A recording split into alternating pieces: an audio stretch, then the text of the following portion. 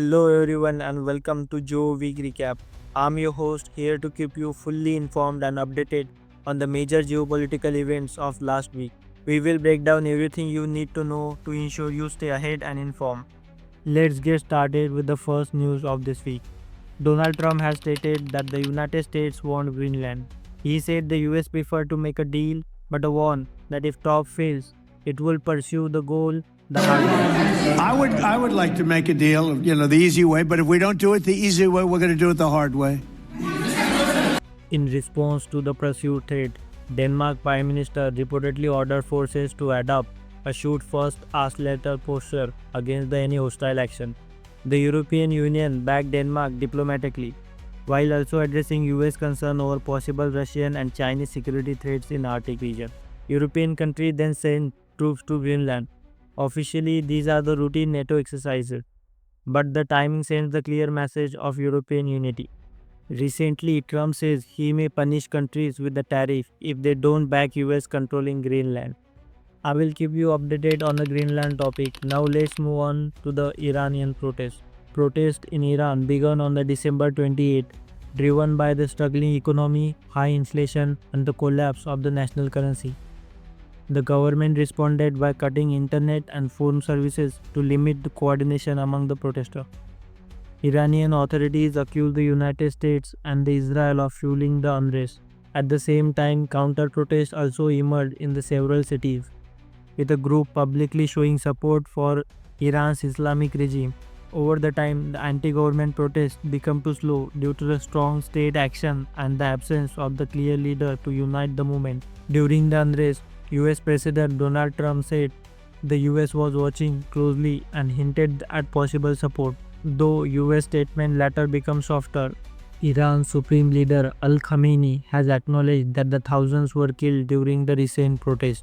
According to US-based Iranian human rights activist news agency, the violent response to the unrest claimed around 3,090 lives. India-France Rafale deal.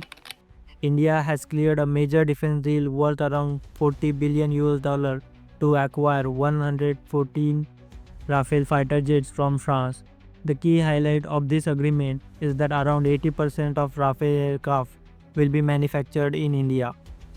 This significantly strengthens the indigenous defense production under the Make in India initiative and boosts the Indian Air Force combat capabilities. PAC Silica Summit.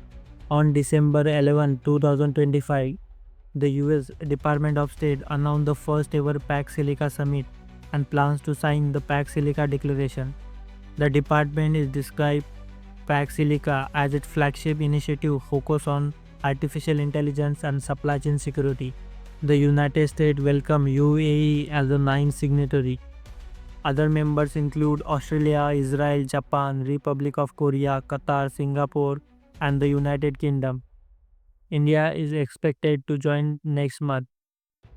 The group aims to secure critical supply chains from semiconductor chips to rare earth minerals, where the China holds the major influence. For more context, watch our previous video on the China rare earth dominance. The United States has announced a pause in issuing immigrant visa to the nationals from the 75 countries. The list includes Pakistan and Bangladesh.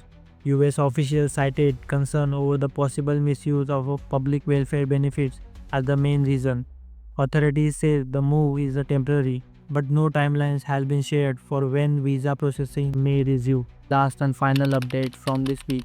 China and Canada have signed a trade deal worth around 7 billion US covering multiple sectors including energy, agriculture and manufacturing. The agreement comes at the time of shifting global trade dynamics, and it's seen as an effort by the both sides stabilizing economic ties amid wider geopolitical tension. That's all for this week's Geo Week Recap. See you next week with another recap. Stay informed, stay ahead.